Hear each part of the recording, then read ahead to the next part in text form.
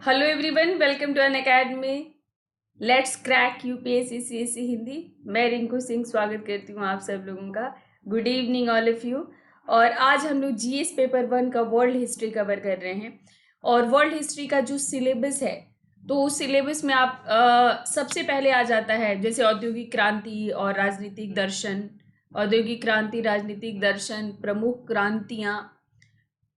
तो इसमें इसमें सबसे पहले मैं आप लोगों को विश्व के राजनीतिक दर्शन कराने जा रही हूँ। जैसे साम्राज्यवाद, उपनिवेशवाद। साम्राज्यवाद क्या है, उपनिवेशवाद क्या है, इनका उदय कैसे हुआ, पूंजीवाद, समाजवाद। पूंजीवाद और समाजवाद में क्या फर्क है, साम्यवाद और समाजवाद में क्या फर्क है, साम्यवाद क्या है, समाजवाद और साम्यवाद में अंतर क्या है। ये सब विस्तार से आज आप लोग मेरे साथ कवर करने वाले हैं। तो आप इस सेशन को बिल्कुल भी मिस मत करना और ध्यान से इस सेशन को लेना। तो चलिए फिर स्टार्ट करते हैं कि अनअकैडमी जो इंडिया का लार्जेस्ट प्लेटफॉर्म बन चुका है, लार्जेस्ट लर्निंग प्लेटफॉर्म बन चुका है, यहाँ पर आकर आपकी तैयारी बिल्कुल कंप्लीट ही नहीं होगी, बल्कि इतनी बेहतर होगी कि वो आपको सिलेक्शन भी दिलाएगी। तो सिलेक्शन भी दिलाएगी ये तैयारी आपको। तो हम लोग फिर उसके बारे में ही आप लोगों से हम लोग बात करने जा रहे हैं कि किस तरह से अनअकैडमी आपको हेल्प करेगा। तो अनअकैडमी आपको ऐसे हेल्प करेगा कि कहीं से भी कोई भी लूप होल आपकी तैयारी में बच नहीं जाएगा, जिसकी वजह से आपके सिलेक्शन में कोई भी समस्या आए, प्रॉब्लम हो। तो यहाँ पर daily live classes, live test, quizzes, पूरा स्ट्रक्चर्ड कोर्स, यानी जो भी सिलेबस है आपका वो पूरा कवर होता है।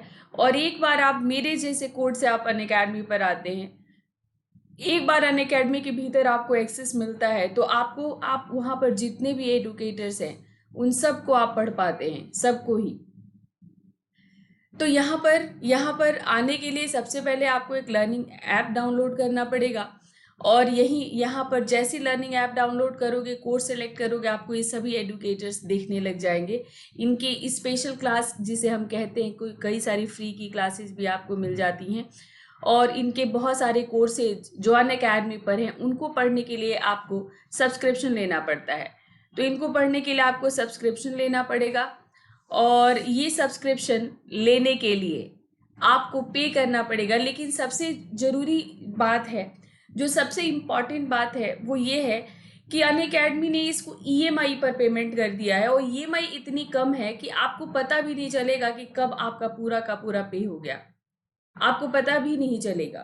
तो जैसे देखो, 1 ईयर का तो कम से कम आप लोगे तो 1 ईयर का 44,550 रुपये है 1 ईयर का। और इसकी ईएमआई आपकी जाएगी, यानी मंथली पे कर सकते हैं आप। ईएमआई का मतलब मंथली पे कर सकते हैं 3,713 रुपये। तो लगभग लगभग 4,000, मतलब 3,713 रुपये आपका महीने का जाएगा, 1 साल का लेते हैं तो। और 2 साल का जो 64,800 है, अगर महीने का लेते हैं तो 2,700 पड़ेगा आपका।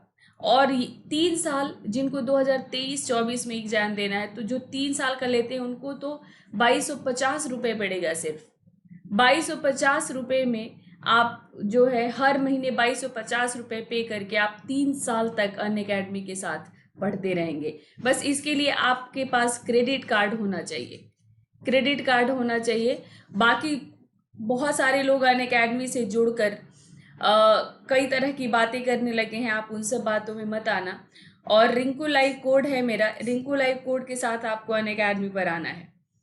क्रेडिट कार्ड बनवा लो अपना, क्रेडिट कार्ड से पेमेंट करो, ऑथेंटिक पेमेंट होगा वो आपका, कोई बीच में कोई एजेंट नहीं होगा, डायरेक्ट आप अनअकैडमी को पे करेंगे।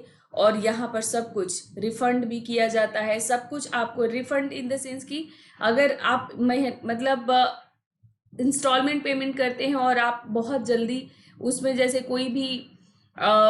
कोई टेक्निकल प्रॉब्लम आ गया, तो कोई टेक्निकल प्रॉब्लम आ गया हो तो, अदरवाइज अनअकैडमी एक बार फी सबमिट हो गया तो रिफंड नहीं करती है। हाँ, कोई टेक्निकल इशू आ गया, आपने फी भी पे कर दिया है और आप पढ़ नहीं पा रहे हैं, तो वहाँ पर अनअकैडमी आपके लिए फी भी रिफंड करती है। तो पैसे आपके नहीं फंसते हैं, या तो आप पढ़ोगे और या फिर पैसे आपको वापस मिल जाते हैं। तो बहुत ज़्यादा ईएमआई बहुत कम की बनती है आपकी, अब बहुत इजीली अब आप पे कर दे रहे हो। आइकॉनिक सब्सक्रिप्शन लेते हो तो इसका थोड़ा फी रिवाइज हुआ है हमारा, तो 62,550 62,550 रुपये में आपको 1 ईयर का है, और इसकी ईएमआई आपकी जाएगी 5,213 रुपये। वही आप 2 साल का लेते हो तो 4,013 रुपये, 4,000 यानी 4,000 आपका ईएमआई जाएगा, और फी है 96,300, लेकिन आपको 4,000 केवल ईएमआई जाएगा। और अगर आप 3 इयर्स का लेते हो तो 3,525 रुपये, 3,525 रुपये जाएगा, 1,26,000 फीस, 3,000 हर महीने आपको सिर्फ 3,525 रुपये देने हैं, और आपको पता भी नहीं चलेगा 3,525 रुपये। पहली ईएमआई जो जाएगी उसी दिन से आप पढ़ना शुरू कर दोगे, और धीरे धीरे आप 3500 रुपये देते हुए आप पूरा 3 साल तक तैयारी कर लोगे। तो कोड याद रखिए, रिंकू लाइव यूज करेंगे तभी आपको ये डिस्काउंट मिलेगा, और मेरा कोड यूज करते हैं तो आपको मैं पूरी तरह से आपको हेल्प करूंगी, गाइड करूंगी। ये कुछ ऑप्शनल के सब्जेक्ट्स हैं, ये ऑप्शनल के इसमें पबेड है, पीएसआईआर है, psychology, sociology, geography, history, economics, anthropology, मानव विज्ञान, zoology, agriculture, mathematics, commerce, law, management, Maithili literature, Hindi literature, Kannada literature और इंग्लिश लिटरेचर। साहित्य में 4 और भी बहुत सारे हैं जो अभी आप लोग लेते हो। तो अभी जो आप लोग लेते हो वो यही सारे सब्जेक्ट्स हैं, और ये सभी अनअकैडमी पर हैं। अब आप सिर्फ ऑप्शनल सब्जेक्ट के लिए भी सब्सक्रिप्शन ले सकते हो, सिर्फ ऑप्शनल सब्जेक्ट के लिए भी। तो इसमें आप जो है 24,750 रुपये में 1 साल का आप सब्सक्रिप्शन ले सकते हो मेरे कोड के साथ। वैसे ये 27,500 का है, मेरा कोड आप यूज करते हैं तो 24,750 रुपये आपको 24,750 में आपका सब्सक्रिप्शन मिल जाता है ऑप्शनल सब्जेक्ट का। और ये भी ईएमआई देते हो तो 2,063 रुपये में आप ईएमआई देते हुए, और आप 1 साल तक ही आपका ईएमआई चलेगा 12 मंथ्स का, और 2,000 दे के आप पूरा पढ़ लो। तो बहुत इजी है अनअकैडमी ज्वाइन करना। ईएमआई इतना कम का अनअकैडमी ने बनाया हुआ है कि आपको पता भी नहीं चलता। तो आप ज्वाइन कीजिए, कंप्रोमाइज मत कीजिए अपनी तैयारी से। यूट्यूब पर इधर उधर ढूंढ कर नहीं मिलता आपको, जो कि यहाँ पर मिल जाता है। तो सब कुछ यहाँ पर आपको मिलेगा। आपको केवल क्या करना है, थोड़ा सा प्रयास। तो आप थोड़े से प्रयास में, एक छोटे से प्रयास से आपकी तैयारी बेहतर हो जाएगी। तो ये मेरा टेलीग्राम लिंक है, यहाँ पर आपको मुझे कांटेक्ट करना है। अपने टेलीग्राम में बिना स्पेस का डालना रिंकू सिंह हिस्ट्री, @रिंकू सिंह हिस्ट्री डालोगे तो आप ज्वाइन कर लोगे मेरे टेलीग्राम को, और यहाँ से आप मुझे कांटेक्ट भी कर सकते हो, और यहीं पर आपको मेरे सेशन का पीडीएफ भी मिलता है। तो चलिए बात करते हैं विश्व के राजनीतिक दर्शनों को, आज डिस्कस करते हैं। साम्राज्यवाद, ये साम्राज्यवाद है। साम्राज्यवाद, उपनिवेशवाद, पूंजीवाद, समाजवाद, साम्यवाद, इन सब की बात करते हैं। तो सबसे पहले यही से सारी कहानी शुरू होती है। तो सबसे पहले बात करते हैं साम्राज्यवाद और उपनिवेशवाद की। तो साम्राज्यवाद जो शब्द है, अंग्रेजी का शब्द है इंपीरियलिज्म। अंग्रेजी के शब्द इंपीरियलिज्म का ये अनुवाद है, हिंदी अनुवाद है साम्राज्यवाद। और सबसे पहले इसका इस्तेमाल फ्रांस में हुआ था। ज्यादातर इस तरह के जो शब्द हैं आप देखोगे तो फ्रांस में इन सब का इस्तेमाल हुआ था। जैसे वामपंथ का, समाजवाद का, इसका भी फ्रांस में इस्तेमाल हुआ था। तो किसे कहते हैं साम्राज्यवाद? किसे कहते हैं साम्राज्यवाद? किसे कहते हैं? तो जब कोई देश अपनी सीमा के बाहर के क्षेत्र के लोगों के आर्थिक और राजनीतिक जीवन पर अपना शासन नियंत्रण कर लेता है, अपना शासन स्थापित कर लेता है, तो इस व्यवहार को साम्राज्यवाद कहते हैं। यानी अपनी सीमा क्षेत्र से बाहर जाकर किसी दूसरे देश पर जब आप आर्थिक और राजनीतिक रूप से कब्जा कर लेते हो तो उसे साम्राज्यवाद कहते हैं। ऐसा उपनिवेशवाद के द्वारा भी होता है। पहले आप उपनिवेशों को जीतते हो, फिर उस पर कब्जा कर लेते हो और फिर उन्हें गुलाम बना लेते हो। ऐसा उपनिवेशवाद के द्वारा भी होता है।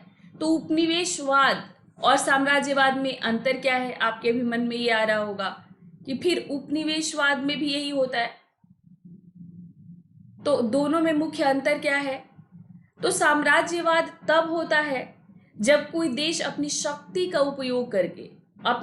उपयोग करके यानी उसके पास बड़ी सेना है और सेना के बल पर जब किसी वो दूसरे देश को जीतकर अपना गुलाम बना लेता है, तो जब वो अपनी शक्ति का उपयोग करके दूसरे देशों को प्रभावित करना शुरू कर देता है, या तो उसने जीत लिया या फिर उसने डरा कर, मतलब एक तरह से उसने अपनी शक्ति का भय दिखाकर कब्जा कर लिया, तो इसको हम साम्राज्यवाद कहते हैं। और उपनिवेशवाद तब होता है जब कोई साम्राज्य, मतलब कोई देश किसी देश में जाता है, वो किसी देश में गया, व्यापारी बनकर गया, कोई आर्थिक गतिविधि करने के लिए गया, ठीक है, या तो वो व्यापार के लिए गया या किसी आर्थिक गतिविधि के लिए गया, और वहां पर जाकर धीरे धीरे उसने उन क्षेत्रों को जीतना शुरू कर दिया। आप भारत का याद कर लीजिए कि भारत में अंग्रेजों ने क्या किया था।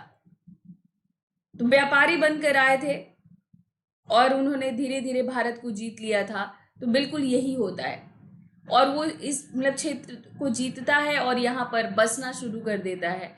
इसी को उपनिवेशवाद कहते हैं, इसको उपनिवेशवाद कहते हैं। तो दोनों में ही वो क्या करता है, उस देश पर राजनीतिक नियंत्रण कायम कर लेता है। पर एक में वो अपने शक्ति के बल पर करता है और दूसरे देश में वो जाता है पहले, और जाने के बाद धीरे धीरे वहां पर यही जितने भी आप देखोगे तो साउथ अफ्रीका मतलब पूरे अफ्रीकन कंट्रीज की बात करो तो अफ्रीकन कंट्रीज, एशियन कंट्रीज में यही किया था यूरोपियों ने। एक टर्म आप लोग सुनते होंगे, नव उपनिवेशवाद। तो क्या हुआ कि भाई पहले आपने उपनिवेश बनाया, फिर उपनिवेशों ने विरोध करना शुरू किया और फिर आपको स्वतंत्र करना पड़ा। तो स्वतंत्र होने पर भी आर्थिक दृष्टि से कम विकसित देशों का जो शोषण, खासकर आर्थिक शोषण जो इन्होंने किया, उसको नव उपनिवेशवाद कहा गया। जैसे बहुत सारे एशियन और अफ्रीकन जो देश थे, तो वो अभी नव स्वतंत्र थे और गरीबी इतनी ज्यादा थी क्योंकि यूरोपियों ने जो है बिल्कुल जैसे भारत की जो आर्थिक स्थिति आपने पढ़ा है राष्ट्रीय आंदोलन में कि भारत की आर्थिक स्थिति कितनी खराब कर दी गई थी, कितने साल लग गए थे भारत को संभलने में, और भारत को अमेरिका ने लगातार ब्लैकमेल किया कि वह उसके पूंजीवादी गुट में शामिल हो जाए। पर भारत ने उस समय नेहरू के नेतृत्व में गुट निरपेक्ष देश बना रहा और गुट निरपेक्ष देशों का एक संगठन भी बनाया जिसे हम नैम कहते हैं। गुट निरपेक्ष आंदोलन चलाया, लेकिन भारत को भी कोशिश की गई थी। तो जितने भी ये नए एशियाई देश और अफ्रीकन देश जो स्वतंत्र हुए थे, उनको आर्थिक सहायता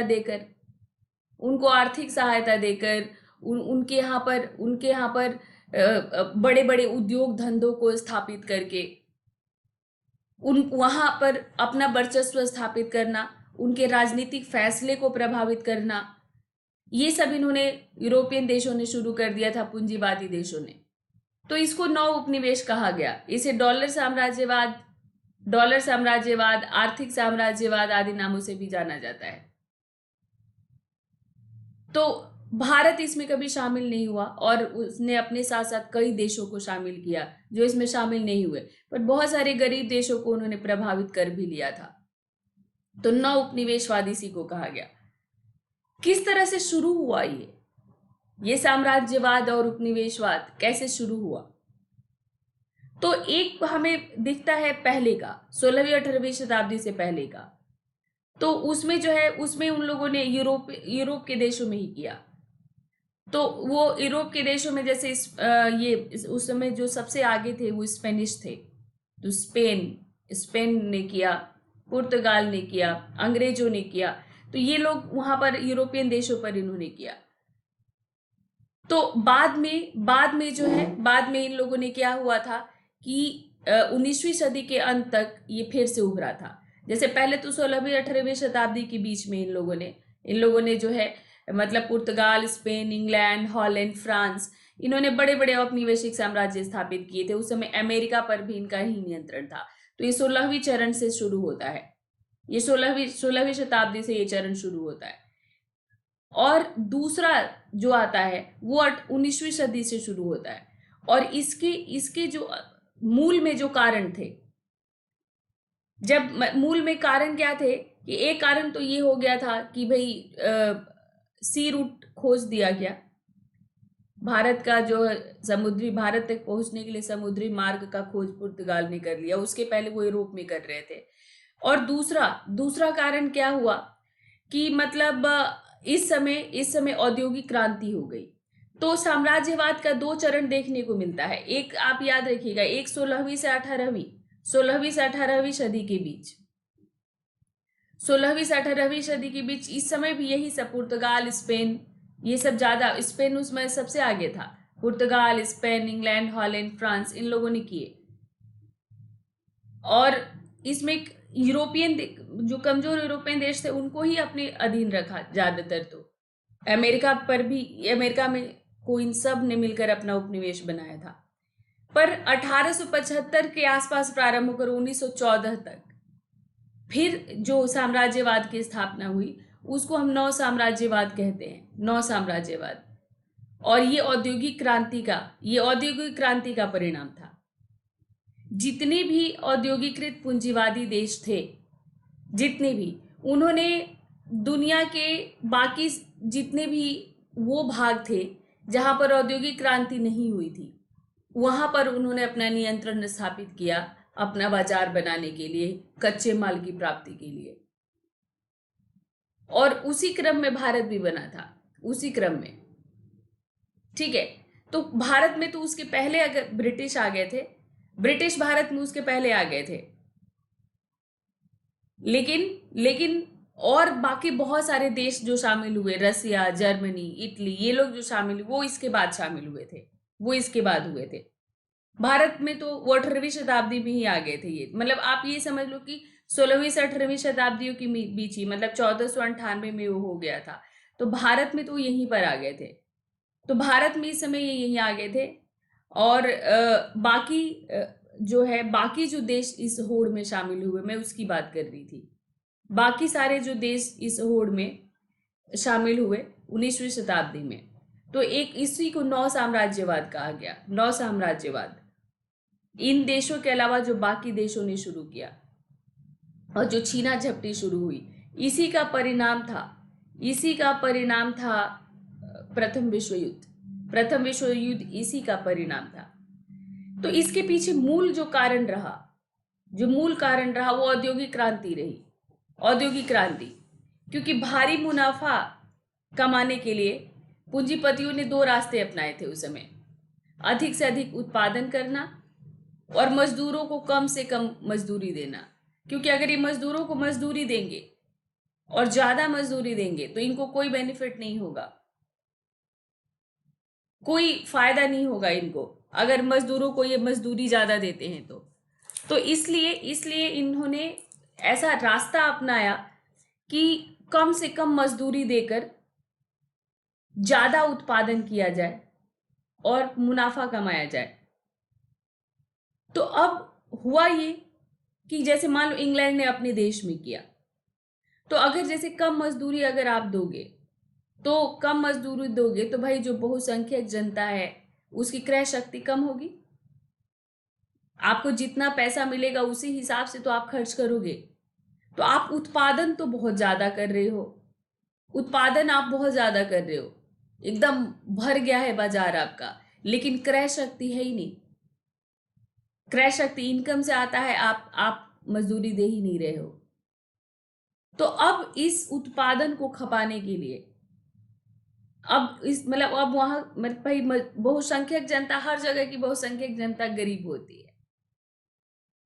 गरीब जनता के पास क्रय शक्ति नहीं है, बाइंग कैपेसिटी नहीं है, और जो कुछ चंद लोग हैं वो कितना खरीदेंगे? आप उत्पादन मशीनों से इतना ज्यादा कर रहे हो तो वो अकेले कितना खरीदेंगे?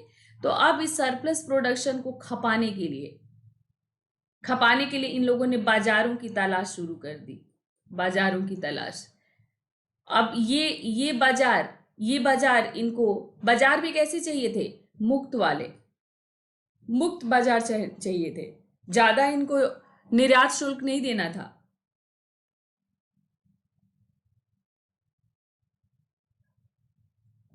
मतलब ज्यादा टैक्स दिए बिना इनको बाजार मिल जाए। तो उसके लिए इन लोगों ने अपने देश में इन लोगों ने ही प्रयास शुरू कर दिए। इन लोगों ने शासन पर एक तरह से प्रभाव बनाना स्थापित किया, दबाव बनाना स्थापित किया। मैंने जब अर्जुन देव की सीरीज शुरू की थी आप लोगों के साथ, तो इंग्लैंड का जब मैं इतिहास पढ़ा रही थी, तो आप लोग को सब मिल जाएगा वहां से। तो अब एक औद्योगिकृत देश दूसरे जो अऔद्योगिकृत देश थे, ठीक है, मतलब वहां पर वो जाना चाहते थे। क्यों? क्योंकि एक इंडस्ट्रियलाइज्ड देश दूसरे इंडस्ट्रियलाइज्ड देश को तो माल बेच नहीं सकता। तुम्हारे यहाँ पर भी मशीनें हैं, मेरे यहाँ पर भी मशीनें हैं, तुम्हारे यहाँ पर भी उत्पादन हो रहा है, मेरे यहाँ पर भी उत्पादन हो रहा है, तो मुझे तो चाहिए नहीं, तो मुझे आप क्यों दोगे? तो अब यूरोप में तो संभावना कम थी, तो अब ये लोग अपने बचे हुए माल को एशिया और अफ्रीका में ही बेच सकते थे, क्योंकि वहीं पर औद्योगिक क्रांति नहीं हुई थी। और इस तरह से धीरे धीरे एशिया और अफ्रीका में बंदरबाट शुरू हुआ। यातायात में भी सुधार हो चुका था। भाई माल को लाना ले जाना पहले बहुत मुश्किल होता था। जब तक भाप के इंजन का आविष्कार नहीं हुआ था, तो मुश्किल होता था, बहुत टाइम लग जाता था यात्रा में, क्योंकि पुरानी पालदार नावें होती थी, और वो धीरे धीरे लोग मतलब उसको चला कर लेकर जाते थे। अब भाप का जहाज बन गया, मतलब भाप का इंजन आ गया, तो अब स्टीम इंजन से अब जहाज चल रहा है। तो अब वो समय समय को इसने कम कर दिया, आसान कर दिया, इसने रास्ते को आसान कर दिया। और उस तरह से अब धीरे धीरे अब ये खूब भर भर कर आने लग गए, अपना सामान भर भर कर लेकर आने लग गए। और यहाँ पर जो है निवेश भी करने लग गए ये। जहां पर औद्योगिक क्रांति नहीं हुई, वहां पर धीरे धीरे राजनीतिक प्रभाव स्थापित करके इन्होंने निवेश भी शुरू कर दिया था। और वहां पर इन लोगों ने रेल भी, जैसे भारत में रेलवे चलाई, उन देशों में रेलें बिछाई, जल यातायात का विकास किया, अपने देश से दूसरे देश तक जो यातायात की क्या क्या सुविधाएं हो सकती है, इन सब का विकास किया। मुख्य रूप से इनको बाजार बनाना था। तो ये तो आर्थिक कारण थे। इसी समय उग्र राष्ट्रवाद का भी उदय होता है, जिसकी बात मैं कर रही थी, नव साम्राज्यवाद वाला। इस समय उग्र राष्ट्रवाद का उदय होता है, और कई सारे जो राष्ट्र हैं उन लोगों ने अपने को महान बनाने के लिए कई तरह की कहानियां गढ़ी, और यूरोप के भीतर हुआ ये। इसको हम लोग शैविनिज्म कहते हैं, ये यूरोप के भीतर हुआ। सभी देशों को लगता था कि जैसे आपको लगता है ना कि जितना आपके पास पैसा होगा आप उतने ही समाज के प्रतिष्ठित आदमी कहे जाएंगे, तो आप पैसा कमाने की होड़ में हो। आप कितनी भी विवेकशील और बौद्धिक व्यक्ति हैं, अगर आपका कोई आर्थिक हैसियत नहीं है तो समाज के लोग कम ध्यान देते हैं आप पर। तो आपको लगता है कि नहीं, मेरा भी एक आर्थिक हैसियत होना चाहिए, तो आप उसके लिए प्रयास करते हो। तो इस समय यूरोप के देशों में ये शक्ति और प्रतिष्ठा का विषय बन गया था कि आपके पास कितनी उपनिवेश हैं आपके पास, ये प्रतिष्ठा का विषय बन गया था। तो अब इन लोगों ने अपनी प्रतिष्ठा की वृद्धि के लिए अब इनको चाहिए था, लगने लगा कि हमारे पास भी उपनिवेश होने चाहिए। तो ये नए देश थे, ये नए देश थे जिसमें आपके मतलब फ्रांस, जर्मनी, इटली, ठीक है, मतलब फ्रांस के पास मतलब तो नेपोलियन के बाद से ही शुरू हो गया था आपका, मतलब इटली, जर्मनी, ये सब इसमें नए शामिल हुए थे। एक और अपना उस समय महान, अपने को महान कहने वाले देशों को एक चीज और लगती थी कि ये बहुत सभ्य हैं, तो पिछड़े देशों को सभ्य बनाना चाहिए इनको। तो पिछड़े देशों को सभ्यकारी बनाने का एक लक्ष्य इन घोषित किया इन्होंने। तो रुडयार्ड किपलिंग का नाम आप लोगों ने सुना है, प्रसिद्ध अंग्रेजी लेखक हैं। तो ये अपने देशवासियों को आग्रह किया उन्होंने कि वे, मतलब उनके शब्दों में, कि गौर वर्ण मानव का बोझ उठाएं, और ये जो काले लोग जो कीड़े मकोड़ों की तरह जी रहे हैं, वहां जाकर उनको सिविलाइज्ड करो। तो ये इनको ऐसा लगता था कि ये इनका दायित्व है। तो इनमें एक अलग ही दंभकारी भावना आ गई थी, दंभकारी भावना आ गई थी इन देशों में। स्पेशली अगर हम लोग बात करें तो ब्रिटेन की, ब्रिटेन को बहुत ज्यादा घमंड था, बहुत ज्यादा। और फ्रांस जो कि बाद में शामिल हुआ इस होड़ में, फ्रांस में भी जूल्स फेरी ने कहा कि हीन जातियों को सभ्य बनाना श्रेष्ठ जातियों का कर्तव्य है। इस तरह के लेखक हुए, उन्होंने माहौल बनाना शुरू कर दिया, और फिर उस देश के कुछ लोग इस प्रभाव में आकर, सॉरी, तो इस देश के कुछ लोग इस प्रभाव में आकर उन्होंने इसको शुरू भी कर दिया। एक सेकेंड।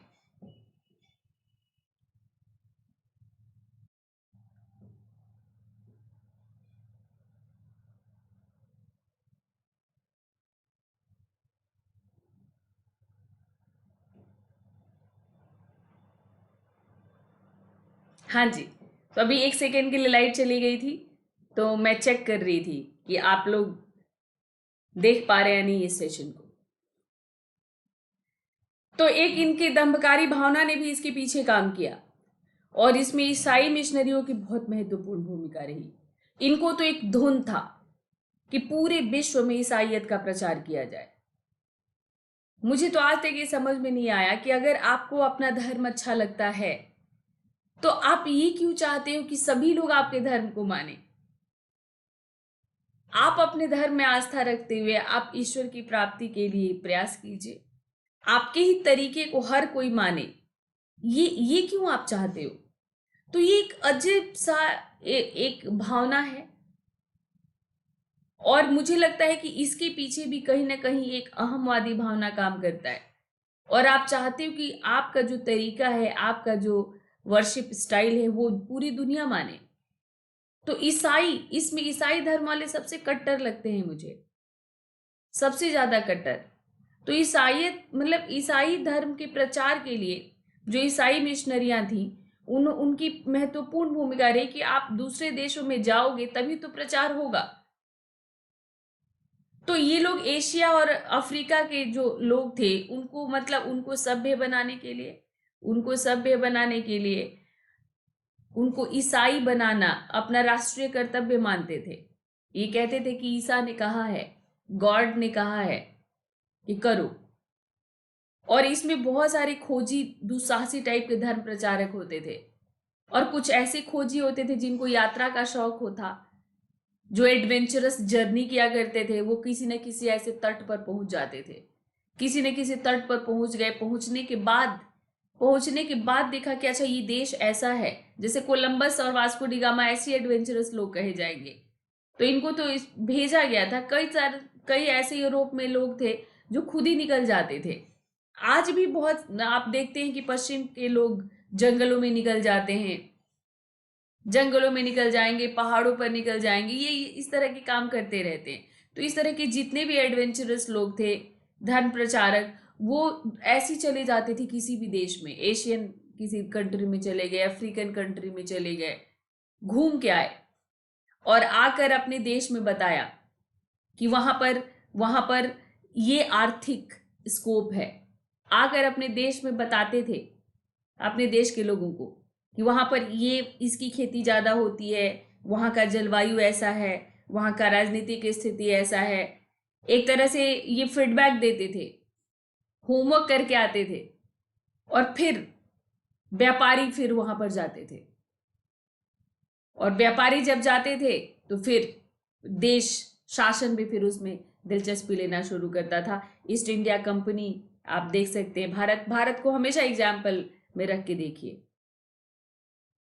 तो ये उपनिवेश एशिया और अफ्रीका में ही क्यों बने, तो पहले भी मैंने आपको थोड़ा सा बता दिया है, लेकिन ऐसा हुआ था कि 19वीं शताब्दी तक आते आते 19वीं 20वीं शताब्दी तक आते आते यूरोपियन देश स्वाधीन हो गए थे। वहां राष्ट्रवाद की भावना, बहुत पहले राष्ट्रवाद की भावना का उदय हो गया था, और अब वहां पर कोई देश किसी दूसरे देश को नहीं बना सकता था, अपना गुलाम या अधीन नहीं रख सकता था। पर इस समय औद्योगिक क्रांति का असर भी सभी यूरोपियन देशों में हो चुका था, पर इस समय एशिया और अफ्रीका पिछड़ा हुआ था। औद्योगिक क्रांति हुई नहीं थी यहाँ पर, देश अभी भी मध्यकाल की तरह चल रहा था। मध्यकालीन व्यवस्था अभी भी देश में सभी जैसे भारत में ही था। जब अंग्रेज आए तो अकबर का शासन था, व्यापारी के तौर पर आए तो जब अकबर का शासन था, और धीरे धीरे धीरे जब उनके यहाँ औद्योगिक क्रांति हो गई तब भी यहाँ पर मुगल शासन था। हर जगह छोटे छोटे छोटे छोटे टुकड़ों में पूरा देश बटा हुआ था। नवाब शासन कर रहे हैं, राजा शासन कर रहे हैं। तो औद्योगिक क्रांति से पश्चिमी देशों को जो ज्ञान प्राप्त हुआ, वो ज्ञान एशिया अफ्रीका को नहीं मिला। उसके अभाव में ये लोग सैनिक रूप से भी कमजोर थे, क्योंकि लड़ाई का तरीका भी आज भी घोड़े और तलवार थे आज भी मुख्य रूप से। तो यहां पर उनको लिए आसान था, क्योंकि वो तकनीकी रूप से वो विकसित थे। तकनीकी रूप से एशियन कंट्री से, अफ्रीकन कंट्री से बहुत ज्यादा विकसित हो चुके थे। और यहां जो फूट थी सामंती युग की तरह, जनता की वफादारी स्थानीय राजाओं के प्रति या कबीलाई सरदारों के प्रति थी। देश की कोई भावना नहीं थी। दो पड़ोसी राज्य आपस में हमेशा लड़ते रहते थे। इसी का फायदा इन्होंने उठाया और यहाँ पर उन्होंने अपना उपनिवेश कायम किया। कभी अगर ये आपको आए कि साम्राज्यवाद का प्रसार 18वीं 19वीं शताब्दी में, साम्राज्यवाद का प्रसार एशिया और अफ्रीका में ही क्यों हुआ, तो आप लिखेंगे इसको। अब बात करते हैं पूंजीवाद, जो कि औद्योगिक क्रांति का ही देन था। पूंजीवाद, उपनिवेशवाद भी जो नौ उपनिवेशवाद जो बढ़ा, नौ साम्राज्यवाद, वो भी औद्योगिक क्रांति का ही फल था। और पूंजीवाद भी औद्योगिक क्रांति का ही प्रतिफल है। और क्योंकि औद्योगिक क्रांति यूरोप में हुआ, ब्रिटेन से शुरू होकर पूरे यूरोप में फैला, तो पूंजीवाद का उदय भी यूरोप में ही हुआ औद्योगिक क्रांति के समय ही। क्योंकि औद्योगिक क्रांति से क्या हुआ, अधिशेष उत्पादन, और उत्पादन को बेचकर पैसे को फिर निवेश करके उससे पैसा कमाना, ये शुरू हुआ। और इसी समय एडम स्मिथ जो हैं, उन्होंने अपनी एक किताब लिखी, द वेल्थ ऑफ नेशंस किताब में उन्होंने मुक्त बाजार व्यवस्था की बात की। उन्होंने कहा कि बाजार को फ्री छोड़ दो, बाजार को रोको टोको मत, बाजार को एकदम खाली छोड़ दो। बिल्कुल बाजार को टोकने की जरूरत नहीं, बाजार को आपस में ही अपने आप चलने दो, अपने आप मूल्य निर्धारित करने दो, अपने आप उत्पादन करने दो, मूल्य निर्धारित करने दो। वो खुद ही वो धीरे धीरे अपने को संभाल लेगा। तो बाजार भी एक समूह की तरह काम करता है, जिसमें लोग निर्भर हैं एक दूसरे के ऊपर। और ये निर्भरता एक सहयोग की भी भावना होती है, कहीं हालांकि प्रत्यक्ष रूप से प्रतियोगिता की तरह दिखती है, पर वो एक सहयोग पर भी आधारित होता है। और यहाँ पर कि बाजार अपनी आवश्यकताओं के अनुसार चले, न कि सरकारी नियमों के अनुसार। स्मिथ ने अपनी बुक में कही, और धीरे धीरे यूरोपियन देशों ने इसको मान भी लिया। और पूंजीवाद का रूप भी दिखा। अमेरिका, ब्रिटेन, फ्रांस, इन इन सब देशों में पूंजीवाद का जो विकास हुआ, मतलब पूंजीवाद की वजह से इन देशों का विकास बहुत ज्यादा हुआ। अमेरिका एक मॉडल के रूप में निकला। तो धीरे धीरे पूंजीवादी व्यवस्था को सब मान गए और यहां पर बाजार बाजार गतिविधियों में सरकार ने अपना नियंत्रण धीरे धीरे कम कर दिया। तो बाजार में अब सरकारों का हस्तक्षेप खत्म हो गया। तो पूंजीवाद किसे कहते हैं? तो पूंजीवादी अर्थव्यवस्था में अगर आपको परिभाषा बोला जाए कि पूंजीवाद किसे कहेंगे, तो पूंजीवादी अर्थव्यवस्था में उत्पादन और निर्माण के साधन मुख्य रूप से निजी स्वामित्व में होते हैं। यहां पर सरकार का स्वामित्व नहीं होता, यहां पर निजी स्वामित्व में होते हैं। और यहां पर कोई भी एक ऐसा व्यक्ति जिसके पास आय का साधन है, जिसके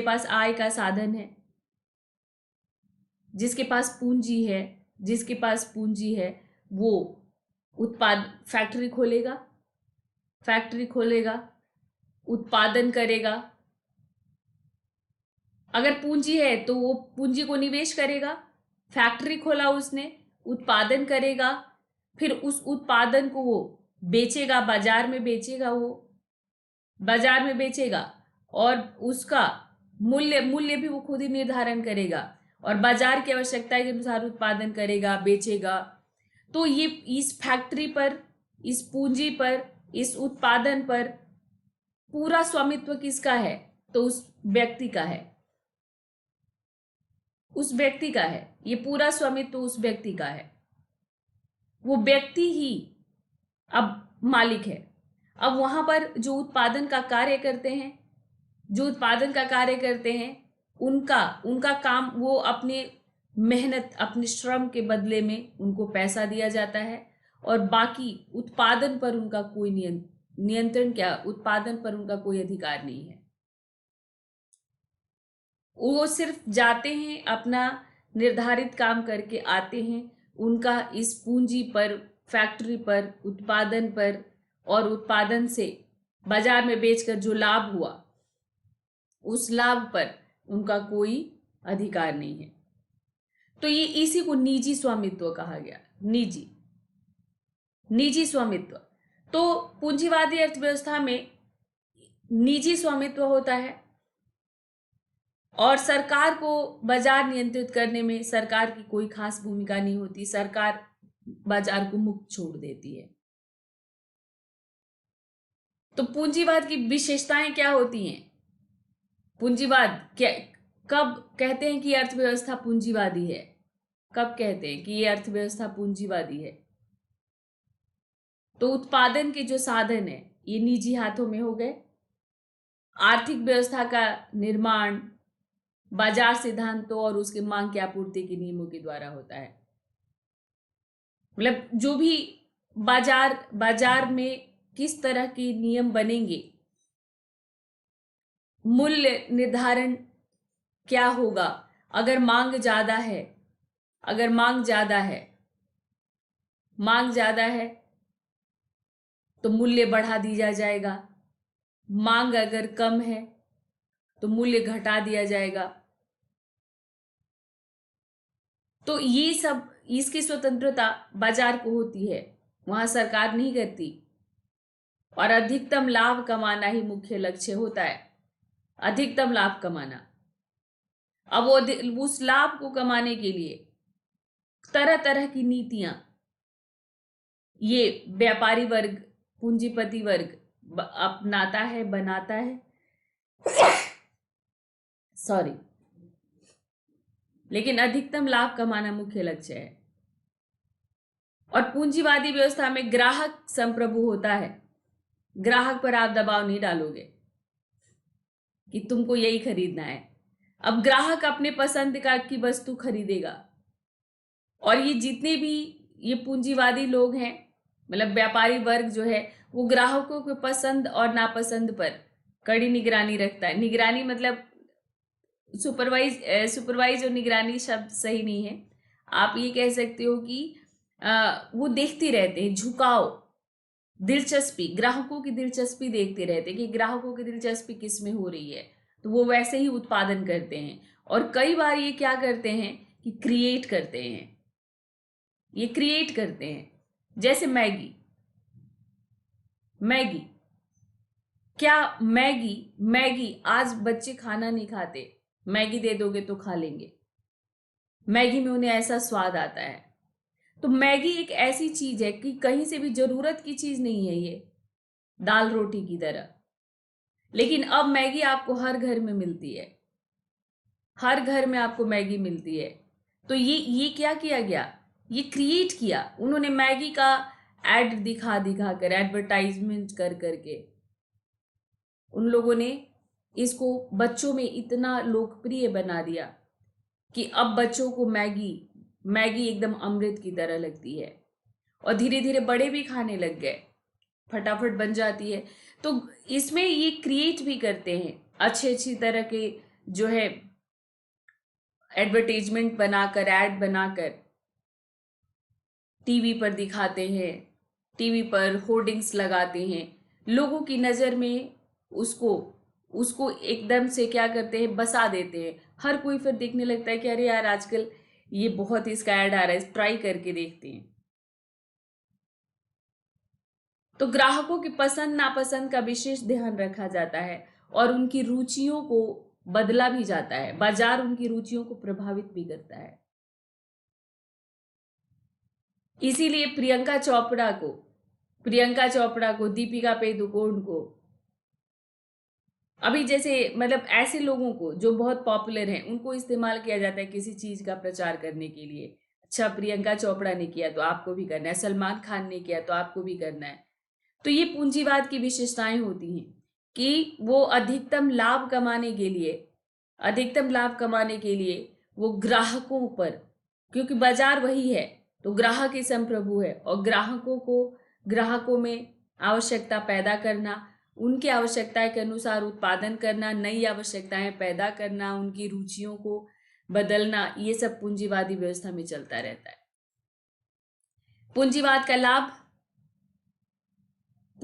लाभ क्या है? अभी वर्तमान में आपको ये भी प्रश्न पूछा जाएगा कि वर्तमान में पूंजीवाद कितना सार्थक है। तो सबसे पहले जैसे एक जो इसका एक हर जगह पूंजीवाद का जो एक बेसिक लाभ मिलता है कि जैसा कि मैंने बताया कि इसमें सभी उद्योग, जो अलग अलग उद्योग हैं, वो अधिक से अधिक लाभ कमाने के लिए ग्राहकों को अपनी ओर आकर्षित करना चाहते हैं। वो चाहते हैं कि ग्राहक उनकी तरफ आकर्षित रहे। मैगी कभी नहीं चाहेगा कि उसके टूटे ग्राहक।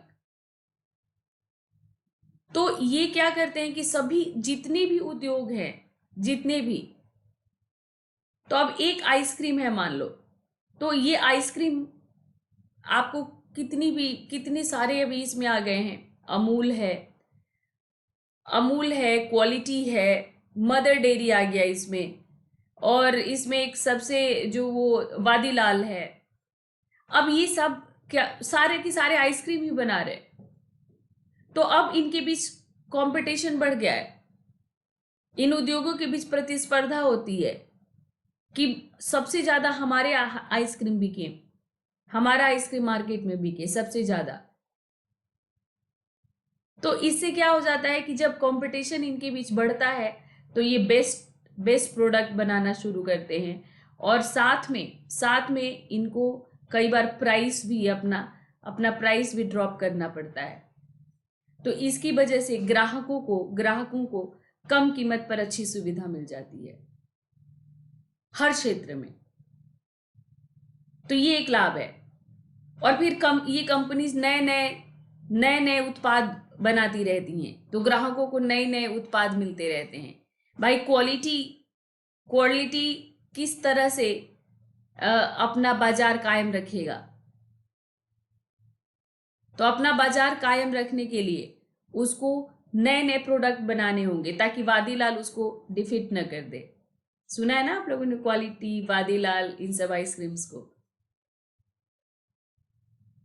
तो बाजार कायम रखने के लिए ये लोग हमेशा इनोवेशंस करते रहते हैं, नवाचार करते रहते हैं। तो इससे इनके व्यवसाय में रचनात्मकता और दक्षता आती है, लेकिन अल्टीमेटली ग्राहकों को ही लाभ मिलता है। ग्राहकों को ही लाभ मिलता है इसका, और उनको नए नए प्रोडक्ट मिलते हैं। पर पूंजीवाद का नुकसान क्या है? कई बार ऐसा होता है कि आइसक्रीम में तो कोई प्रतिद्वंदी है, पर कुछ एकाध ऐसे प्रोडक्ट होते हैं कि उसमें कोई प्रतिद्वंदिता नहीं है। कंपनियों का कई बार एकाधिकार हो जाता है। जब एकाधिकार हो जाता है तो ये ग्राहकों का शोषण करना शुरू कर देती हैं। इसीलिए जब जितने ज्यादा प्लेयर्स होते हैं उतना अच्छा मार्केट उसका बढ़ता है और ग्राहकों को फायदा होता है। सबसे बड़ी जो समस्या है, सबसे बड़ी समस्या है कि पूंजीवादी अर्थव्यवस्था में सबको मौका नहीं मिलता, सबको मौका नहीं मिलता, सबको कार्य का मौका नहीं मिलता। जैसे आप नीति निर्देशक तत्व में पढ़ते हो कि काम पाने का अधिकार, रोजगार पाने का, काम पाने का अधिकार, आप पढ़ते हो ना नीति निर्देशक तत्व में। पर पूंजीवादी व्यवस्था, वो नीति निर्देशक तत्व समाजवादी विचारों से प्रभावित है, गांधी के विचारों से प्रभावित है। तो पूंजीवादी व्यवस्था में ऐसा नहीं होता। जो विकलांग लोग हैं, बुजुर्ग लोग हैं, जो अनस्किल्ड लोग हैं, वो हाशिए पर ढकेल दिए जाते हैं। यहाँ पर क्योंकि बाजार बहुत कॉम्पिटिटिव है, तो काबिल लोगों को, स्किल्ड लोगों को, दक्ष लोगों को ही काम यहाँ पर मिलता है। तो ये पूंजीवाद। और अभी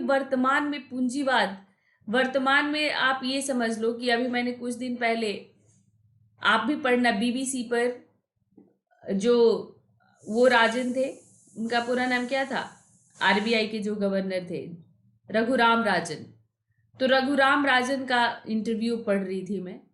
तो रघुराम राजन का ये कहना है कि पूंजीवाद अब सफल नहीं है, अब पूंजीवाद सफल नहीं है। भारत में पहले समाजवादी अप्रोच को रखते हुए भारत में जो है, हालांकि मिश्रित अर्थव्यवस्था शुरू से थी, पर फिर भी समाजवादी अप्रोच था, तो बाजार में सरकार का हस्तक्षेप था। फिर भारत में उदारीकरण हुआ। मैं पढ़ा चुकी हूँ आप लोगों को, भूमंडलीकरण और उदारीकरण में इंडियन सोसाइटी में ही पढ़ा चुकी हूँ आप लोगों को। तो अलग अलग विषय में अलग अलग तथ्य नहीं होता, एक ही तथ्य होता है हर विषय में। तो भूमंडलीकरण हमेशा भूमंडलीकरण ही रहेगा, उदारीकरण ही रहेगा। तो भारत में उदारीकरण क्यों हुआ? कि भारत में एक तरह से, पूरी तरह से पूंजीवादी व्यवस्था को अपनाने के लिए, आज भी मिश्रित अर्थव्यवस्था है लेकिन पूंजीवादी व्यवस्था इसको डोमिनेट करता जा रहा है। तो पूंजीवादी व्यवस्था ने डोमिनेट कर लिया है पूरी तरह भारत को, और इस व्यवस्था को, भारत की बाजार को विश्व के लिए खोलने के लिए उदारीकरण की नीति अपनाई गई। पर अब इस पूंजीवाद का जो रूप आ रहा है, बहुत ज्यादा असमान विकास के रूप में पूंजीवाद का परिणाम हमें दिख रहा है। असमान विकास, बेरोजगारी बढ़ रही है। तो रघुराम राजन का कहना है कि बहुत ही संतुलित होकर अब चलना होगा। वर्तमान में जब पूछा जाए तो आप इस तरह से विवेचना करेंगे। अब बात करते हैं समाजवाद की बात करते हैं कि समाजवाद क्या है।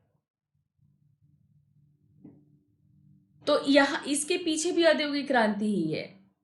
औद्योगिक क्रांति से खूब औद्योगिकरण शुरू हुआ, छोटे छोटे कस्बे बड़े बड़े शहर के रूप में बढ़ने लगे। आप अपनी हिस्ट्री के एनसीईआरटी में पढ़ते हो कि लीड्स मैनचेस्टर जैसे शहर इंग्लैंड में तेजी से उभर रहे थे।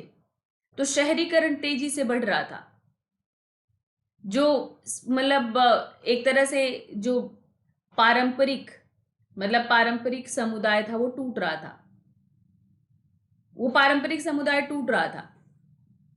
जैसे पारंपरिक समुदाय था ना, भारत में ही यजमानी व्यवस्था थी, तो यजमानी व्यवस्था के तहत सबका गुजारा हो जाता था। दर्जी से कपड़ा ले लिया, दर्जी को अनाज दे दिया, कुम्हार से बर्तन ले लिया, उसको अनाज दे दिया। मतलब भारत में इस तरह से व्यवस्था चलती थी, और ऐसी व्यवस्था वहां पर भी थी, विदेशों में भी थी ऐसी ही कुछ मिलती जुलती व्यवस्थाएं। ये व्यवस्था अब टूट रही थी, ये व्यवस्था टूट रही थी। अब बड़े बड़े जो खेतीहर थे, अब वो जो है अपने खेती का जो पैसा था वो अब उससे उद्योग खोल रहे थे। और आप लोगों ने इंग्लैंड के इतिहास में आप लोगों ने वो भी पढ़ा था कि जो मतलब मान लो कि मेरी ये पूरी जमीन है, तो थोड़े पर मैं खेती करती हूँ और बाकी खेतों को दे दिया है मैंने किसानों को जोतने के लिए, और उनके बदले में टैक्स ले लेती हूँ। अब क्या हुआ कि औद्योगिक क्रांति से बड़े बड़े कृषि औजार बन गए। तो बड़े बड़े कृषि औजार बन गए, तो उन लोगों ने क्या किया कि इन लोगों ने पूरे के पूरे खेत को अपना ले लिया, छोटे छोटे किसानों से छीन लिया, ले लिया, और फार्मिंग खेती शुरू कर दी ताकि उत्पादन वो ज्यादा कर सके। तो इस तरह से अब टूट रहा था। अब ये छोटे छोटे किसान जो दूसरों के खेत पर खेती किया करते थे, अब उनसे खेत छीन लिया गया, तो अभी बेरोजगार हो गए। तो ये अब जो उद्योग बन रहे थे, अब उद्योग में काम करने के लिए आ गए। तो इस तरह से बहुत चेंजेस हुए। जो गांव के किसान जो अब शहर में आकर अब काम कर रहा है, अब उसको रहने के लिए नहीं है, अब वो झुग्गी झोपड़ी में रहने के लिए मजबूर है। झुग्गी झोपड़ी में रह रहा है जहां पर उसको व्यवस्थागत सुविधा नहीं मिली है, अस्पताल की सुविधा नहीं है, लाइट की सुविधा नहीं है, क्योंकि मजदूरी भी उसको बहुत कम मिल रही है, तो एकदम गरीबी में जी रहा है। उत्पादन पर उसका कोई अधिकार नहीं है। तो अब ये जो मजदूरों की ये जो स्थिति हो रही थी, उसमें कुछ को मतलब जैसे समाज में कुछ सुधार और बदलाव लाने के लिए कुछ गुट सक्रिय हुए, जो इन मजदूरों की दुर्दशा को देखते हुए काम ज्यादा और पैसा कम, उनकी जो लिविंग स्टैंडर्ड जो था, उनका जो जीवन स्तर था वो बहुत निम्न था। तो कुछ ऐसे लोग आए जो फिर से वही प्राक आधुनिक सामुदायिकतावाद की वकालत कर रहे थे। मतलब जो पहले जो समाज था कि जैसे कि यजमानी व्यवस्था के तहत जैसे काम कर रहा था, जैसे इंग्लैंड में ऐसे काम कर रहे थे कि उनको मतलब उन खेत जो उनके ही मालिकों का खेत जोतते थे, अपना गुजारा कर रहे थे। मतलब कुल मिलाकर ऐसा होता था कि अपने गुजारे लायक काम सबको मिला हुआ था। कोई बड़ा व्यक्ति था, कोई छोटा व्यक्ति था, ये तो मतलब हर जगह था। भारत, आप लोग 9th 10th की हिस्ट्री पढ़ोगे, स्पेशली 10th की पढ़ोगे, 9th में भी है और 10th में भी है। 10th में पूरा अच्छी तरह से दिया हुआ है, 9th के भी कुछ चैप्टर्स हैं कि उसमें दिया हुआ कि किस तरह से कृषि समाजों में बदलाव आया। गांव में एक ऐसी कुछ जमीनें होती थी जिसको ऐसे छोड़ दिया जाता था, ये एकदम साझे की जमीन होती थी, साझे की जमीन।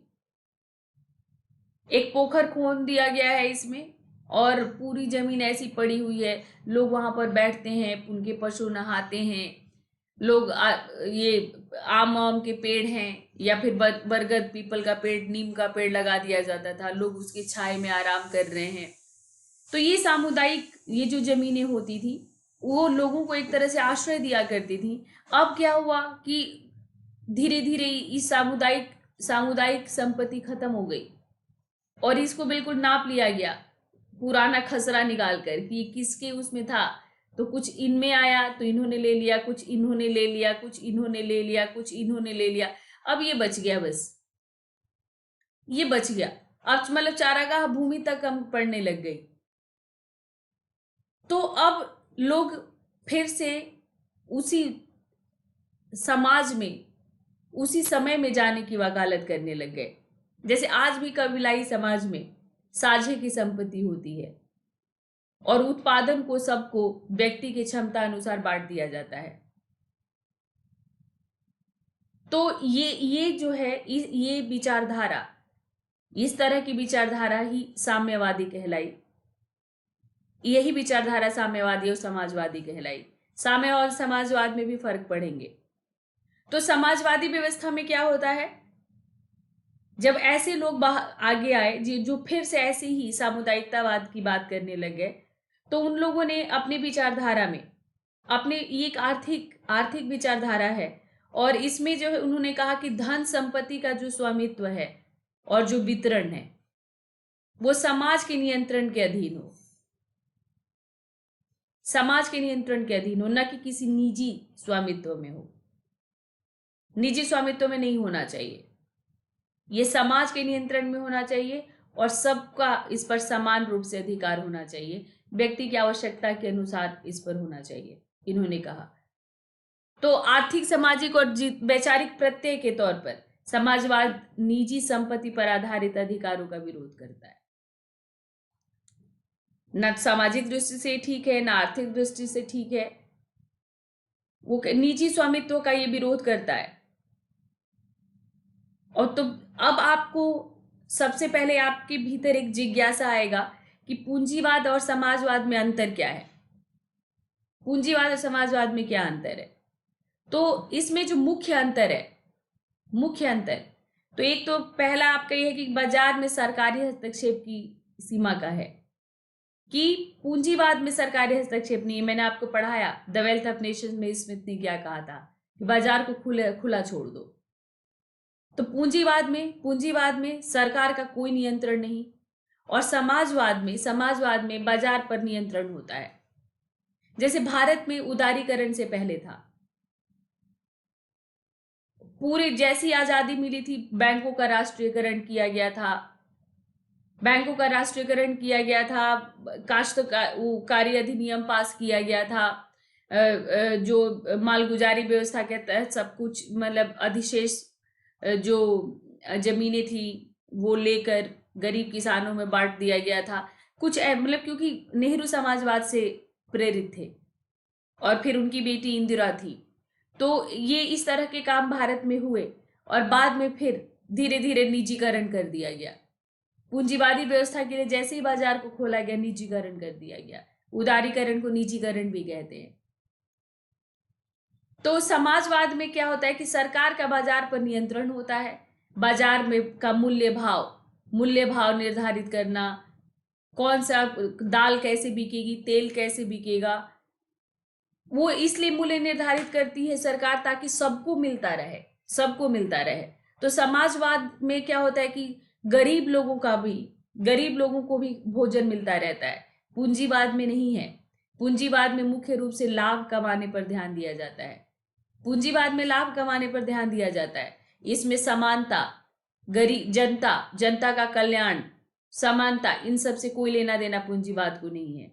जबकि समाजवाद क्या करता है, ये संसाधनों का समान वितरण करता है ताकि हर किसी के हाथ में काम हो और सबको रोटी मिलता रहे। तो ये जन कल्याण पर ज्यादा केंद्रित रहता है। समाजवाद जन कल्याण पर केंद्रित होता है। निजी स्वामित्व की अवधारणा पूंजीवाद की मुख्य विशेषता है, और समाजवाद में जो उत्पादन के साधन होते हैं, जो राज्य के संसाधन होते हैं, वो राज्य या जनता के पास होते हैं। तो जनता के पास का मतलब कि जनता के प्रतिनिधियों के पास उत्पादन के जितने साधन हैं, मतलब इसमें प्राकृतिक सभी संसाधन हो, माइनिंग हो गया, जंगल के संसाधन हो गए, समुद्रिक संसाधन हो गए, खनिज हो गए, ये जो प्राकृतिक संसाधन है, वो भी प्राकृतिक संसाधनों पर भी सार्वजनिक उपक्रम होते हैं। तो ये सब पर सरकार का, राज्य का नियंत्रण होता है। निजी स्वामित्व नहीं होता समाजवाद में।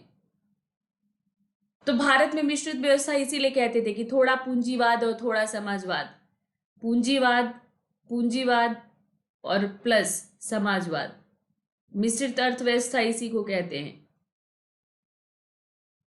भारत में ये दोनों है, लेकिन भारत में उदारीकरण के बाद से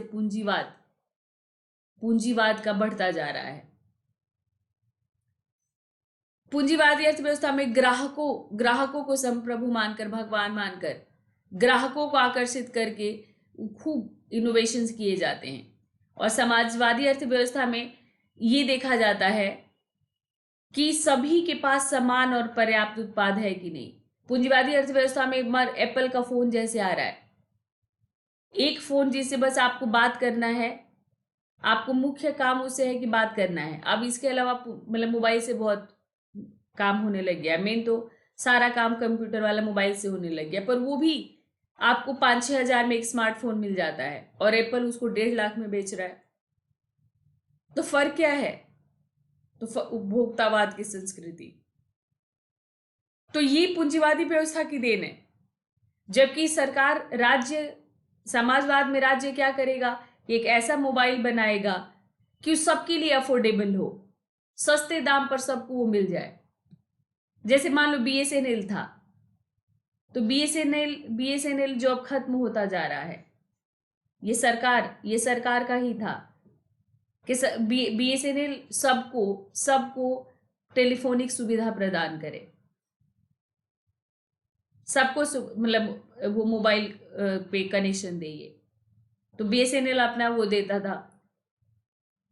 लेकिन जब एयरटेल आ गया, वोडाफोन आ गया, एयरटेल, वोडाफोन, रिलायंस, तो अब बीएसएनएल गया। और बीएसएनएल सबसे सस्ता होता था क्योंकि ये सरकार का था। तो इस तरह से ही सरकार समाजवाद में होता है कि सरकार इस तरह की सुविधाएं जनता के लिए अवेलेबल करती है। तो समाजवाद और साम्यवाद क्या है, दोनों में अंतर क्या है? समाजवाद तो ये है, फिर साम्यवाद किसे कहते हैं? ये समाजवाद का ही आप ये कह लो कि अति एक्सट्रीम चेहरा है। तो इस साम्यवाद का जन्म कैसे हुआ साम्यवाद का जन्म? तो इसमें कार्ल मार्क्स और Friedrich Engels, Marx and Engels जिसे वो आप कहते हो, कुछ लोग एंजल्स कहते हैं, एंगल्स वैसे नाम है। तो मार्क्स एंड एंगल्स ने एक किताब लिखी, द कम्युनिस्ट मैनिफेस्टो। इसी में अपनी जड़ें खोजता है कम्युनिज्म। साम्यवाद को कम्युनिज्म भी कहते हैं ना, कम्युनिज्म। तो द कम्युनिस्ट मैनिफेस्टो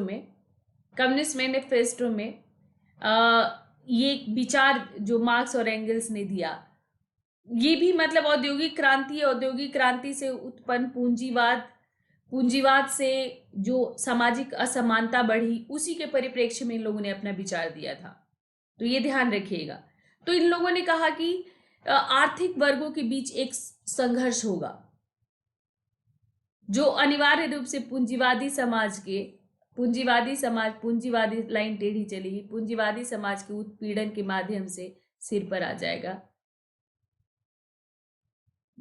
फ्रांस का एग्जाम्पल दिया इन लोगों ने कि जैसे सामंती समाज का एक हिंसक रूप फ्रांसीसी क्रांति में आया और उखाड़ फेंका गया। तो इनका ये कहना था कि ये जो पूंजीवाद बढ़ता जा रहा है, एक दिन ऐसा आएगा कि जो सर्वहारा वर्ग है, यानी जो मजदूर वर्ग है, ये इनको उखाड़ फेंकेगा। एक वर्ग संघर्ष होगा। इन्होंने एक वर्ग संघर्ष की बात की कि एक वर्ग संघर्ष होगा और ये जो सर्वहारा वर्ग है वो पूंजीवादी वर्ग को उखाड़ फेंकेगा। तो उत्पादन के साधनों पर समूचे समाज का स्वामित्व होगा। निजी स्वामित्व को जिस दिन ये खत्म कर देंगे, उत्पादन के साधनों पर समाज का स्वामित्व होगा। अधिकार और कर्तव्य में सामुदायिक सामंजस्य होगा, सबका बराबर अधिकार, स्वतंत्रता, समानता, ये सबको मिलेगा, समान रूप से मिलेगा। न्याय से कोई वंचित नहीं होगा और कोई जाति वो नहीं होगी। मानवता मात्र एक मानवता ही एक जाति होगी, कोई वर्ग नहीं। मानवता, कोई वर्ग नहीं होगा, वर्ग विहीन समाज होगा। आपका एक प्रश्न आया था कि कार्ल मार्क्स और गांधी दोनों जो है, दोनों की सोच एक ही थी, दोनों समरूपता रखते हैं अपनी सोच में। आपका प्रश्न आया था। गांधी भी एक वर्ग विहीन समाज चाहते थे, मार्क्स भी एक वर्ग विहीन समाज चाहते थे, पर दोनों में अंतर क्या था? वर्ग संघर्ष संघर्ष, वर्ग संघर्ष की बात करते थे कार्ल मार्क्स। मतलब ये एक तरह से हिंसा की बात करते थे, विद्रोह की बात करते थे, और गांधी अहिंसा की बात करते थे। तो इन्होंने साम्यवाद में कल्पना थी कि एक दिन ऐसा आएगा, और इनकी विचारधारा को मतलब एक तरह से वो भी मिला क्योंकि 1917 में जैसे रूस में बोल्शेविक क्रांति हो गई, तो बोल्शेविक क्रांति में यही हुआ, उखाड़ फेंका गया। बोल्शेविक क्रांति में उखाड़ फेंका गया जो पूंजीवादी व्यवस्था थी, जो मतलब जैसे जो सामंतशाही व्यवस्था को उखाड़ फेंका गया और सर्वहारा वर्ग का राज्य हो गया। तो मतलब एक तरह से ये प्रेरणा मिली लोगों को कि साम्यवादी व्यवस्था की स्थापना हो सकती है। कई सारे वहां पर रूस में जब बोल्शेविक क्रांति हुई तो कितने जमींदारों को, सामंतों को मार दिया गया, उनकी संपत्ति को एकदम, उनकी संपत्ति को कब्जा करके उस पर स्वामित्व कर लिया गया, सामूहिक स्वामित्व कर लिया गया था। तो बेसिकली साम्यवाद जो है अराजकता का पोषक है। यहां पर राज्य की आवश्यकता समाप्त हो जाती है, राज्य की जो कोई जरूरत नहीं है। जैसे समाजवाद में आपने देखा कि समाजवाद में राज्य समाज के हर तबके के लिए काम करेगा ताकि सभी तबके को बराबर रूप से मिलता रहे। पर साम्यवाद में राज्य की जरूरत नहीं है, हर एक से क्षमता अनुसार, हर एक को आवश्यकता अनुसार सिद्धांत लागू किया जाता है कि हर एक व्यक्ति से क्षमता अनुसार कार्य कराया जाए और उसके आवश्यकता अनुसार उसको साधन दिए जाए, और निजी संपत्ति का तो कोई स्थान इसमें भी होता ही नहीं है। तो समाजवाद और साम्यवाद में अंतर क्या है? दोनों ही वर्ग विहीन समाज की बात करते हैं, दोनों ही पूंजीवाद के विरुद्ध हैं, दोनों ही बात करते हैं कि जो संसाधन है वो सबको बराबर रूप से मिले। पर इसमें जो है अंतर क्या है, मुख्य अंतर क्या है, जब भी आपसे पूछा जाएगा तो समाजवाद वर्ग विहीन समाज की कल्पना करता है जिसमें पूंजी और उत्पादन का जो साधन है उस पर राज्य का स्वामित्व होगा, और वितरण भी समाज, राज्य या समाज, मतलब आज जो राज्य है मान लो भारत में, तो वो जनता का ही है ना, जनता का शासन है ना, पर कुछ लोग मिलकर कर रहे हैं। तो इस तरह की बात करता है कि राज्य के हाथ में होगा और वितरण समाज के नेतृत्व में रहेगा। पर साम्यवादी व्यवस्था में इस पर साधनों पर सीधा जनता का नियंत्रण होगा। साम्यवादी व्यवस्था में किसी भी तरह के राज्य की कोई कल्पना नहीं है। इसमें यह होता है कि राज्य के सहयोग से समानता लाने की परिकल्पना है इसमें, और ये कहता है कि राज्य को ही खत्म कर देना है, राज्य नहीं हो। ये समाजवाद वर्ग विहीन समाज की बात करता है और साम्यवाद वर्ग विहीन और राज्य विहीन समाजवाद की बात करता है। वो कहता है कि जो है राज्य जो है शोषक होता है, वो शोषकों को शोषण में मदद पहुंचाता है राज्य। तो ये राज्य विहीन देश की समाज की बात करता है साम्यवाद। तो थोड़ा सा अतिवादी रूप है ये। समाजवादी व्यवस्था में पारिश्रमिक योग्यता और काम के आधार पर आपको काम दिया जाता है, आपको साधन दिया जाता है, यानी आपको पैसा दिया जाता है कि आपकी पारिश्रमिक योग्यता कैसी है और आप कितना काम कर लेते हैं, उसके हिसाब से आपको दे दिया गया साधन। लेकिन साम्यवादी व्यवस्था में पारिश्रमिक व्यक्ति की आवश्यकता के अनुसार दिया जाता है। काम नहीं देखा जाता कि तुम कितना काम कर लेते हो, तुम्हारी आवश्यकता कितनी है, तुम्हारी आवश्यकता पूरी होनी चाहिए।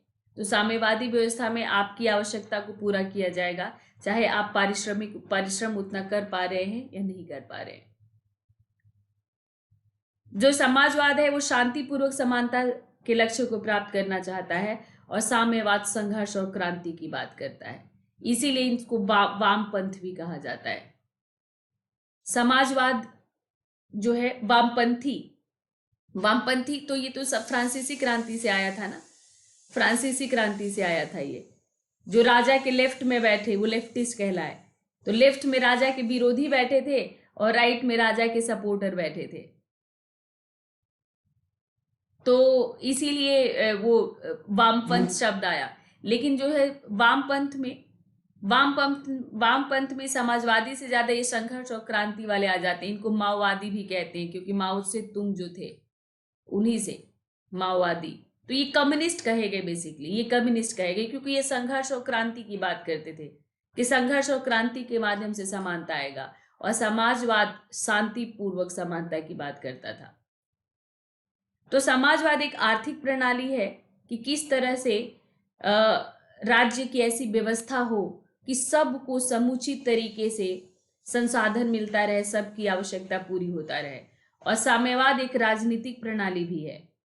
आर्थिक तो है ही, साथ साथ ही एक राजनीतिक प्रणाली भी है, एक राजनीतिक विचारधारा भी है।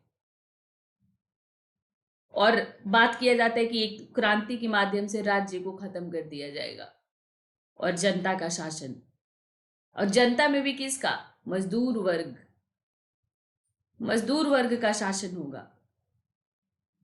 और समाजवाद कुछ हद तक व्यक्तिगत संपत्ति की अवधारणा को स्वीकार करता है, क्योंकि इसमें पारिश्रमिक, एक आपने देखा ना कि पारिश्रमिक देखा जाता है कि आपने कितना परिश्रम किया है, तो परिश्रम के हिसाब से भी आपको पारिश्रमिक मिलता है। तो फिर व्यक्तिगत संपत्ति की अवधारणा को स्वीकार कर लेता है। साम्यवाद में व्यक्तिगत पूंजी अस्वीकार्य है, एकदम अस्वीकार्य है।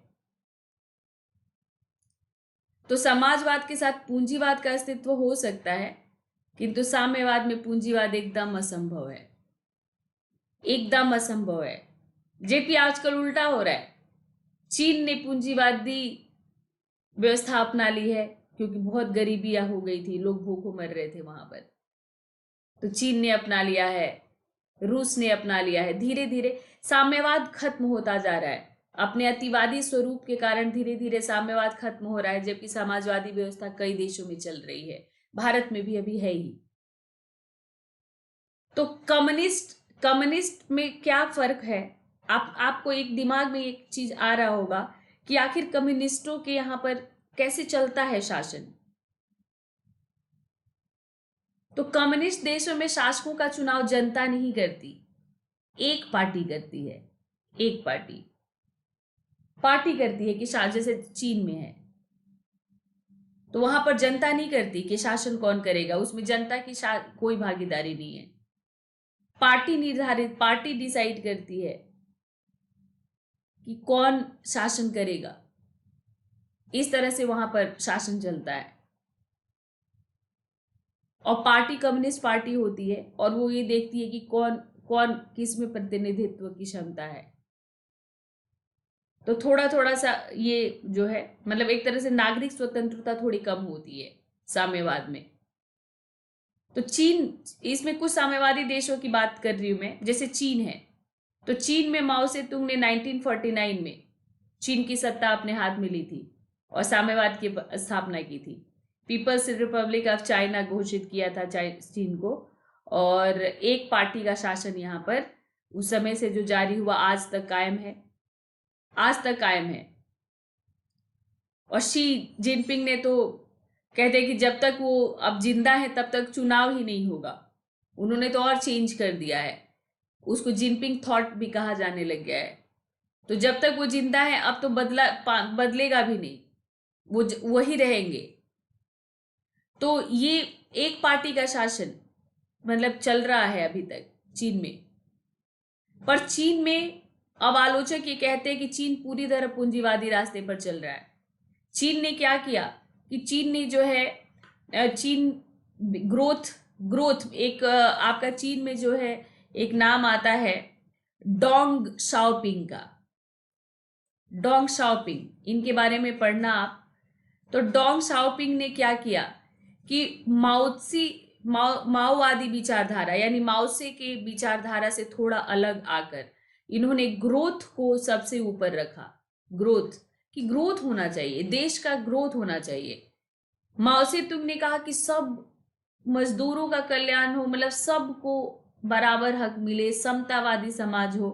पर समतावादी समाज भूखों मर रहा था, चाइना में अकाल पड़ गया था, अब ग्रोथ बहुत जरूरी था, तो उन्होंने ग्रोथ फैक्टर को सबसे ऊपर रखा और धीरे धीरे उन्होंने पूंजीवादी पूंजीवादी व्यवस्था के अनुरूप बाजार को खोलना शुरू किया।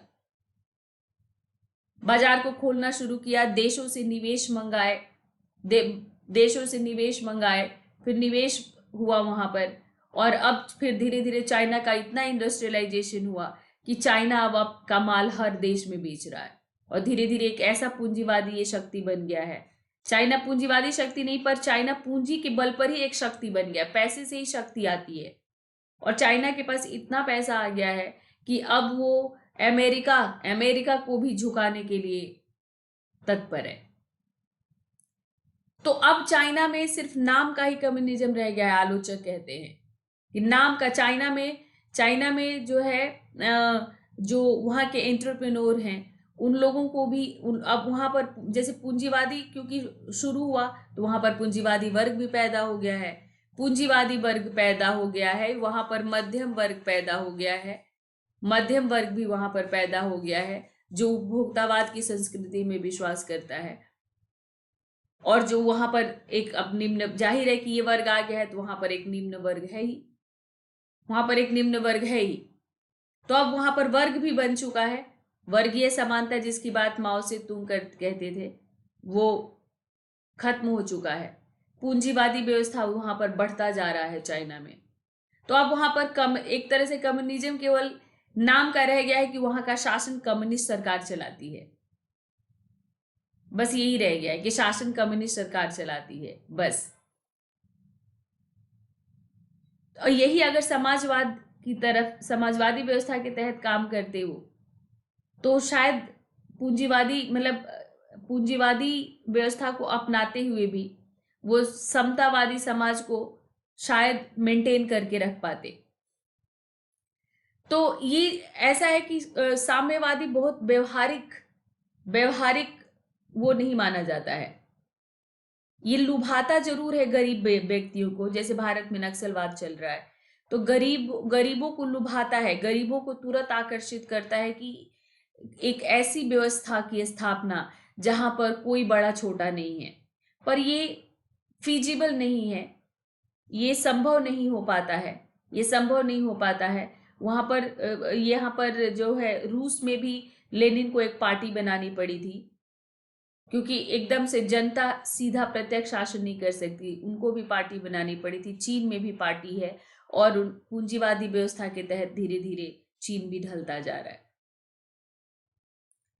क्यूबा में भी साम्यवादी सरकार है, 1959 में यहाँ पर क्रांति हुई थी, फिदेल कास्त्रो के नेतृत्व में सरकार बनी थी और बहुत सालों तक राज्य करने के बाद 2008 में सत्ता इन्होंने अपने भाई राउल कास्त्रो को सौंप दी।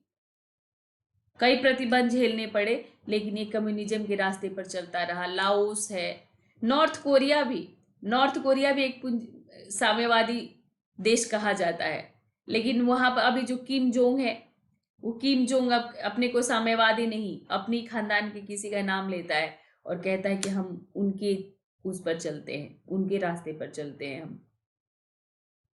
तो लाओस में भी, इसमें भी 1975 में यहाँ पर क्रांति हुई थी और ये कम्युनिस्ट देश बन गया था। 2013 में विश्व व्यापार का सदस्य बनना, लेकिन क्योंकि सबको विकास चाहिए, विकास सबको करना है, तो उसके लिए थोड़ा थोड़ा पूंजीवादी व्यवस्था को अपनाना पड़ता है। चाइना में भी जब वो आए थे डोंग शाओपिंग तो उसके बाद ये सदस्य बना विश्व व्यापार संगठन का, चाइना भी सदस्य बना, निवेश अपने देश में लेना शुरू किया, उसने व्यापार शुरू की। तो आप बंद अर्थव्यवस्था के तहत बहुत विकास नहीं कर सकते, तो आपको एक संतुलित व्यवस्था अपनाना पड़ता है। तो चलिए, उम्मीद है कि आप लोगों को सब क्लियर हो गया होगा। साम्राज्यवाद, उपनिवेशवाद, समाजवाद, पूंजीवाद, साम्यवाद, क्या अंतर है, ये सब आप लोगों को क्लियर हो गया होगा। वियतनाम में भी साम्यवादी व्यवस्था है। तो 2021-22 के लिए महत्वपूर्ण घोषणा, 30 नवंबर से इतिहास का बैच शुरू हो रहा है, समाजशास्त्र का भी बैच शुरू हो रहा है, और जीएस बैच सभी पेपर के लिए जीएस बैच शुरू हो चुका है, जिसमें जीएस पेपर वन शुरू हो चुका है। ये सभी कवर होगा, उसमें पूरा जीएस का पेपर कवर होगा। तो एनसीईआरटी से शुरू कर कर मुख्य परीक्षा को ध्यान में रखते हुए स्टैंडर्ड बुक्स को मतलब आधार बनाकर चैप्टर वाइज पढ़ते हुए, नोट्स बनाते हुए पढ़ रहे हम, और जो है आंसर राइटिंग प्रैक्टिस में साथ साथ करवा रही हूँ। और ये इसलिए कि आंसर राइटिंग बहुत ज़रूरी है आपके लिए। नोट्स भी मैं खुद बनवा रही हूँ, अपना पीडीएफ देती हूँ, पर उस पीडीएफ से मैं कहती हूँ कि की बेस्ड नोट्स बनाओ। हिस्ट्री और सोशियोलॉजी ऑप्शनल मेरा चल ही रहा है, रिंकू लाइव मेरा कोड है, तो ये मेरे इस कोड को जरूर याद रखें। और ये मेरा टेलीग्राम लिंक है जहाँ पर आपको पीडीएफ मिलेगा इस क्लास की, मैं जरूर शेयर करूँगी, ये आपके लिए बहुत इंपॉर्टेंट है। तो रिंकू लाइव कोड को याद रखें और अनअकैडमी को ज्वाइन करें। Let's crack it. Thank you for watching this session. मिलते हैं फिर नेक्स्ट सेशन में। Bye bye. Good night all of you.